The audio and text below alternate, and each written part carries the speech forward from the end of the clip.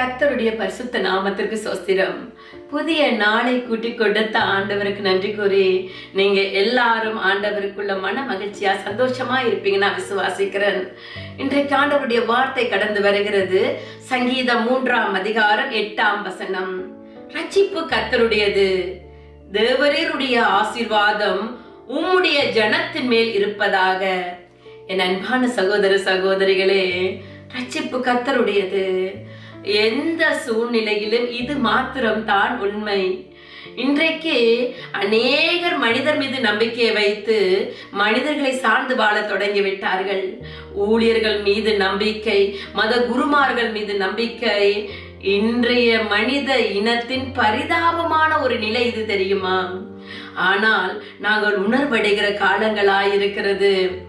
அன்பானவர்களே, விடுதலை கொடுப்பவர் தேவன் ஒருவரே. ரட்சிப்பு மனிதர்களுடைய சாதனைகளால் பெறவில்லை, அது எல்லாம் வல்ல தேவனாலே உண்டாகிறது. ஆனால் அநேகர் இன்றைக்கு மனிதர்களுடைய சாதனைகளால் நாங்கள் பெற்றுவிட்டோம் என்று பெருமை கொள்ளுகிறவர்களாய் இருக்கிறோம். ரட்சிப்பை தேவனுடைய கிருபையினால் மாத்திரமே பெற்றுக்கொண்டோம். ஏனெனில் எங்களுடைய ஆண்டவர் இந்த உலகத்தில் இருக்கிற ஒவ்வொரு மனித இனத்தையும் அவர் நேசிக்கிறார். நமக்கு பதிலாக கிறிஸ்துவை இமைப்பொழுது கைவிட்ட தேவன் எங்களை ஒருபோதும் கைவிட மாட்டார். எந்த சூழ்நிலையிலும் நாங்கள் அவரையே நாடி வாழ்கிறவர்களாய் இருக்க வேண்டும். இந்த சங்கீதத்தை எந்த சூழ்நிலையில் தாவீது பாடுகிறார் தெரியுமா? தன் மகனும் தன் மக்களில் அநேகரும் தனக்கு எதிராக சதி செய்த நேரத்திலே உயிர் தப்ப ஓடும் போது அவர் இந்த பாடலை பாடுகிறார். எல்லாரும் சொல்லுறாங்க தாவீதுக்கு விரோதமாய் தேவன் இருக்கிறார் என்று. ஆனால் மிகுந்த ஆபத்து, பயம், துரோகம் இந்த சூழ்நிலையில் கூட தாவீது என்ன சொல்லுகிறார் தெரியுமா? ரட்சிப்பு கர்த்தருடையது என்கிறார். நாம் எந்த சூழ்நிலையிலும் பதட்டங்கள், வேதனைகள், கண்ணீர்கள், வியாகுலங்கள், துரோகங்கள், பலவீனங்கள் மத்தியிலும் தாவீதை போன்று கர்த்தரை சார்ந்து வாழ வேண்டும். அப்படியாக வாழும் மனிதர்களை அவர் ஆசீர்வதிக்கிறார்.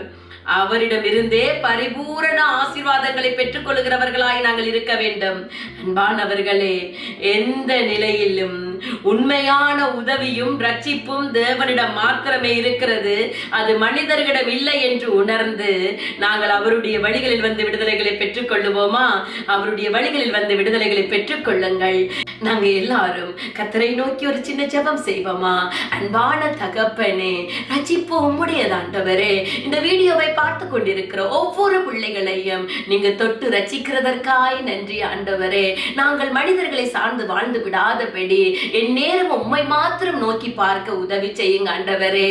இப்படியாய் தாவீதை போல எந்த நேரத்திலும் தேவனை மாத்திரம் சார்ந்து வாழ எங்களுக்கு அனுக்கிரகம் புரியுங்க. இயேசுவின் நாமத்தில் ஜெபம் கேட்டு நிற்கிறோம் பிதாவே, ஆமேன். ஆண்டவர் உங்கள் எல்லாரையும் ஆசீர்வதிப்பார்.